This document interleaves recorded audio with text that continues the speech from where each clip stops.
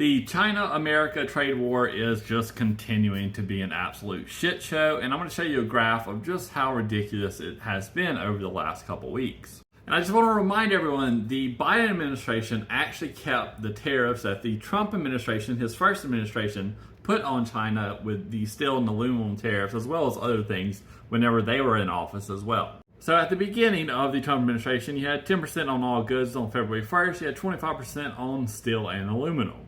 And then whenever he had that whole tit for tat between Canada and Mexico and China, he put 20% on them back in March as well. Now he actually paused the ones on Canada and Mexico at that time, but he did put that 20% on China in March.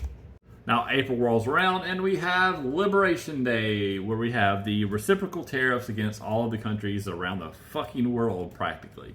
You have a 10% baseline tariff for every single country, and some countries got higher tariffs than others, with China getting a 54% tariff on April 2nd.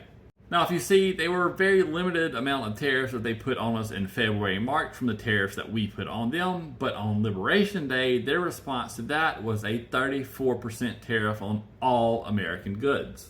And because China reciprocated with a 34% tariff against all American goods coming into their country, the Trump administration decided to up the 54% up to 104%. And because the Trump administration upped theirs to 104%, the Chinese upped ours to 84% for all American goods coming into their country. And then again, the Trump administration increased it to 145%. Now Trump did say that he doesn't think that that will be raised any higher. However, today, China put a 125% tariff on all American goods going into their country.